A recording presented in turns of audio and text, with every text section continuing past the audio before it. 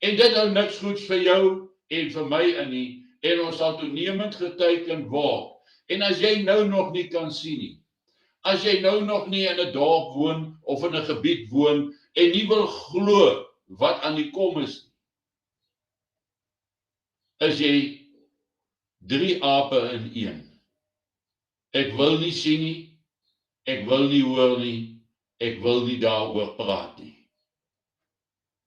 As jy in daai valse sekuriteit leef en dink daar lê vir jou 'n oorlewingskans of 'n toekoms, dan maak jy 'n groot fout.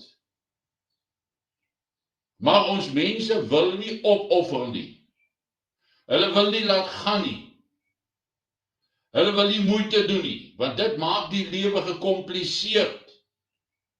As hulle hierdie goed moet erken wat aan die gebeur is in die land, dan word die ritme van hulle vredesbestaan ontwrig.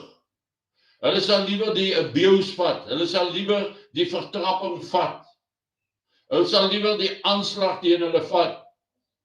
Hulle sal liewer doodgemaak word, as om 'n punt te bereik van tot hiertoe en nie verder nie.